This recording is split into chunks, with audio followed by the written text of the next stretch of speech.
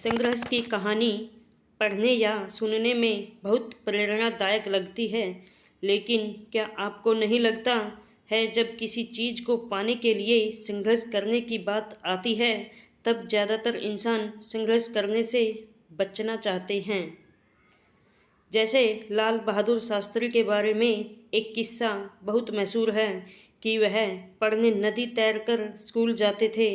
अगर मान लिया जाए सबके लिए हालात ऐसे ही हों, तब कितने लोग शिक्षा पाने के लिए नदी में तैरने के लिए तैयार होंगे। क्या आप भी सोचते हैं कि हमें जो चाहिए उसे पाने के लिए हमें संघर्ष क्यों करना पड़ता है? क्योंकि संघर्ष कभी भी मज़ेदार नहीं होता, लेकिन समस्या के समाधान, मजबूती, आत्म नियंत्रण जैसे गुणों के विकास के लिए संघर्ष जरूरी है। स्ट्रगल स्टोरी इन हिंदी के इस कहानी में एक औरत के जीवन से संघर्ष की अहमियत दर्शाने का प्रयास किया जा रहा है। औरत क्यों? क्योंकि मध्यम वर्ग की कम पढ़ी लिखी औरतों को सदियों से अपना वजूद बनाए रखने के लिए पुरुष के मुकाबले ज़्यादा संघर्ष करना पड़ा है। आइए देखते हैं कैसे। बाकी के संघर्ष की कहानियों की तरह सुशीला ना तो बहुत गरीब थी और ना ही किसी सपने के पीछे दौड़ रही थी। वह एक साधारण जिंदगी जी रही थी जैसे ज़्यादातर लोग जी रहे हैं। सुशीला की शादी हुई, वह एक औसत आरामदायक जीवन बिताने लगी। उसकी ज़िंदगी तब और अच्छी हो गई जब उसके पास एक बच्ची आई। उसने और उसके पति ने अपने आप से वादा किया कि वह अपनी बच्ची को अच्छा जीवन देंगे। वह ऐसा कर पाने में अभी भी सक्षम थे। उसके पति का अपना छोटा व्यवसाय था। धीरे धीरे सुशीला भी अपने पति के साथ व्यवसाय में उसका हाथ बटाने लगी। उन्होंने अपना अपना काम बांट लिया था, जिससे सब कुछ सुचारू रूप से चलता रहता था। हालांकि सुशीला के हिस्से में घर का भी काम था, फिर भी उसने अपने जीवन से कोई शिकायत नहीं थी। एक दिन उसके पति के व्यवसाय को विनाशकारी झटका लगा। उन दोनों ने इस नुकसान से उभरने का बहुत प्रयास किया, लेकिन 3-4 साल में उनके व्यवसाय ने दम तोड़ दिया। उसके पति को पूरी तरह से अपने काम को बदलना पड़ा। वह एक नए व्यवसाय के साथ एक सपने को पूरा करने के लिए तरस रहा था। वह अपने पति को अभी भी वैसे ही देखती जैसा पहले देखा करती थी। समय बदलने के साथ उसने अपने बर्ताव को नहीं बदला, साथ ही वह उसका पूरा सहयोग कर रही थी, लेकिन फिर भी उसके पति का बर्ताव उसके लिए बदल चुका था। अपने पति के ऐसे बर्ताव से वह कभी कभी बहुत दुखी हो जाती थी। तब उसे लगने लगता था कि वह अपने पति के लिए बोझ बन चुकी है और नहीं समझ पाती थी कि इस दुनिया में उसका वजूद क्यों है। धीरे धीरे सुशीला खुद को दोषी महसूस करने लगी कि वह घर चलाने के लिए कुछ भी पैसा नहीं दे पा रही है। उसने घर से बाहर किसी दूसरे के लिए कभी काम नहीं किया था। कहने की ज़रूरत नहीं है कि वह परेशान थी, फिर भी उसने भरोसा था कि सब ठीक हो जाएगा। वह नौकरी की तलाश करने लगी। उसे पार्ट टाइम जॉब चाहिए था, जिससे उसे नौकरी मिलने में काफ़ी परेशानी हो रही थी। साथ ही नौकरी से संबंधित सवाल उसे परेशान कर देते थे। वह लंबे समय से अपने पति के साथ काम कर रही थी। उसने लगा वह सब कुछ भूल चुकी है। इसी बीच उसकी माँ काफ़ी बीमार हो गई। उसे एक सप्ताह उनके साथ अस्पताल में रहना पड़ा। जब उसकी माँ अस्पताल से लौटी तो वह उनकी सहायिका बन गई।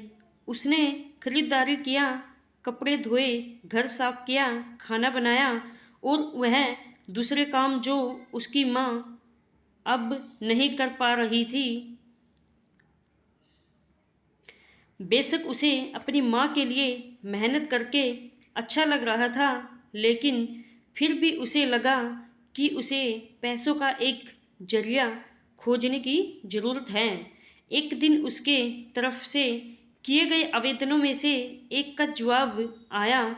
उसने साक्षात्कार पास किया और उसने कहा गया कि वह बिल्कुल वही है जिसकी उन्हें तलाश थी। यह पार्ट टाइम काम था। यह वही था जो वह चाहती थी, ताकि जब उसकी बेटी स्कूल से घर पहुँचे तो वह घर पर हो। यह जानकर कि उसके पास नौकरी है, उसे काफ़ी दिनों बाद अच्छा महसूस हुआ।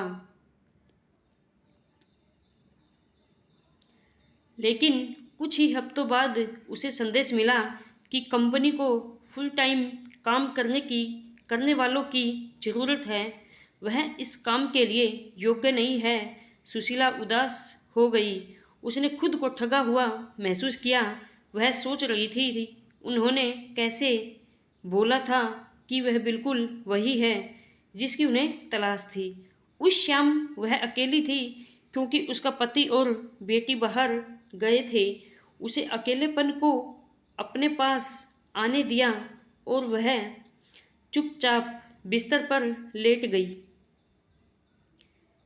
जैसा कि वह जानती थी वह रोने वाली है, वह रोने लगी।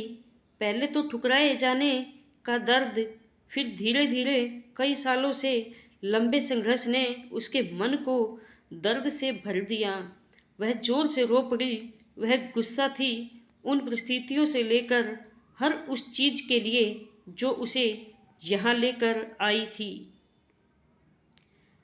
उसकी नाराज़गी भगवान ऊपर भी थी और वह जोर जोर से रोई और चिल्लाई, तुम ही बताओ मैं क्या करूं? उसे सच में लगा कि भगवान ने उसे छोड़ दिया है।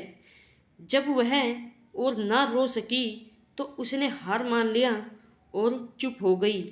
यह वह समय था जब उसने अपनी माँ जैसे बुजुर्गों के देखभाल के लिए सहायक के तौर पर काम करने का विचार आया।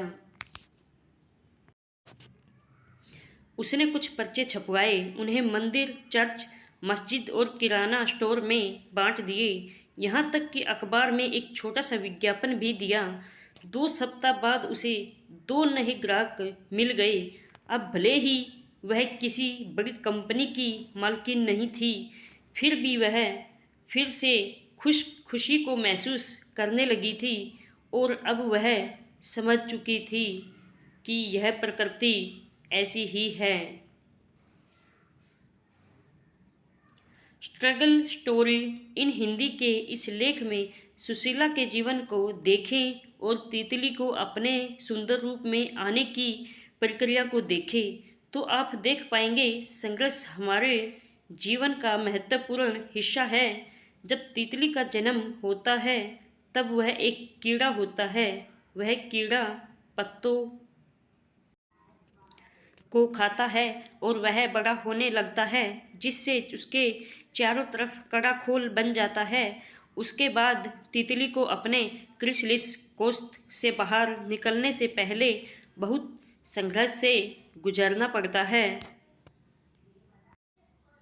हर बार जब वह बाहर निकलने की कोशिश करता है तो उसके पंखों से तेजाब निकलता है।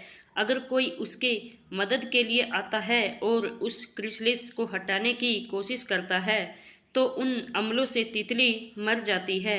संक्षेप में कहे तो तितली को जिंदा रहने के लिए संघर्ष करना जरूरी है। अब संघर्ष खत्म हो जाता है तब तितली बाहर आ जाती है और दुनिया को अपने गुणों से और सुंदर बना देती है।